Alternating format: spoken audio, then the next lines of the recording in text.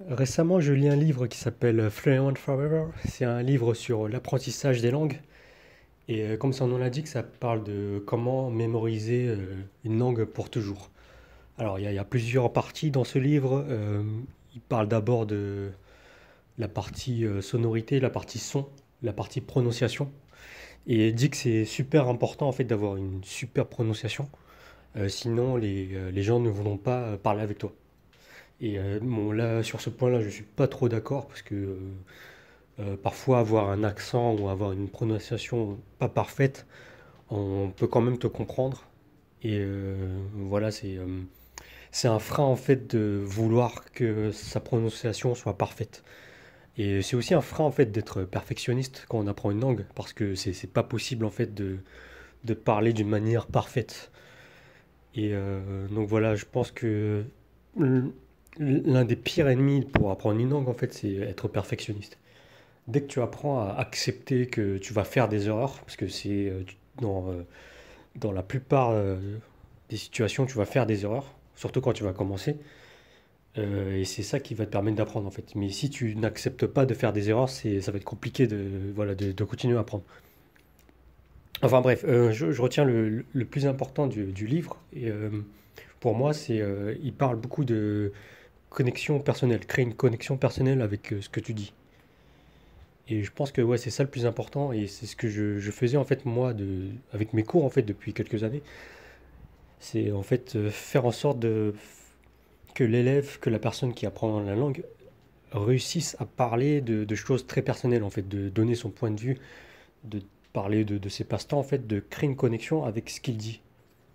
Donc ça peut être, je sais pas, j'ai pas trop d'exemples là, mais moi par exemple quand j'ai commencé vraiment à bien améliorer mon mandarin, c'est quand j'étais sûrement en couple. Et le fait que je sois en couple, ça m'a forcé en fait à vraiment me dire des trucs profonds et personnels.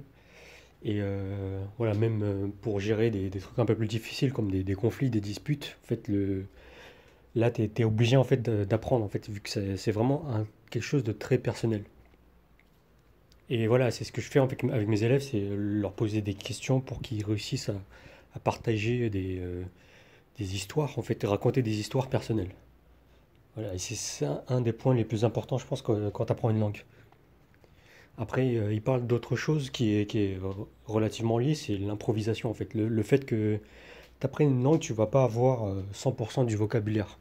Et c'est pas ça le plus important en fait. Même si t'as pas de vocabulaire, c'est ta capacité à improviser et réussir à t'exprimer en fait. Même si tu connais pas tout le vocabulaire, on revient sur le côté perfectionniste.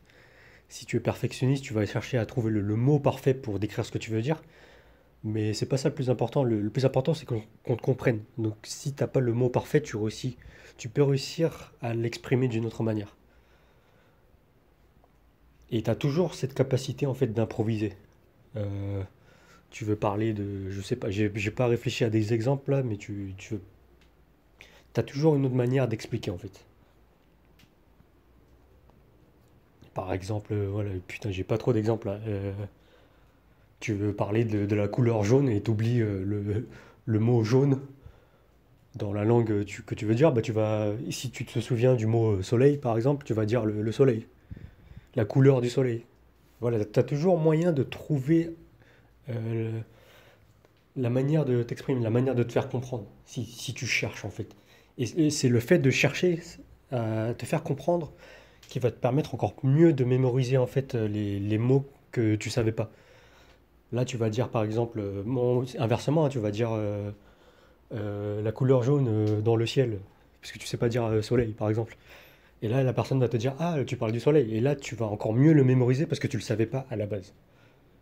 Donc voilà, c'est pour moi les plus importants quand tu apprends une langue. C'est pas la partie grammaire, la partie prononciation, même si la prononciation est très importante. C'est vrai que si tu as une prononciation où on ne comprend pas du tout, ça va être compliqué. Mais c'est pas le plus important. Faut pas que la prononciation soit parfaite non plus. Pour les étrangers, par exemple, les étrangers trouvent beaucoup que les Français ont un charme avec leur accent français. Même si moi je le trouve personnellement très moche, l'accent français. Mais voilà, le plus important, c'est pas de perdre son accent, c'est de réussir à se faire comprendre. Et donc voilà, les deux points clés pour moi, c'est la connexion personnelle avec ce que tu racontes, qui va te faire encore mieux mémoriser ce que tu racontes, qui va te faire mieux mémoriser les expressions, le vocabulaire, la grammaire aussi en même temps, et ta capacité à improviser. Et tout ça, ça requiert de laisser de côté le perfectionnisme et d'accepter que ce que tu vas dire va être imparfait. Ce que tu vas dire va être imparfait, mais au moins ça sera compris. Et l'objectif, quand tu échanges dans une autre langue, c'est te faire comprendre. Voilà, c'est tout pour moi. Je te retrouve pour un prochain épisode. À plus.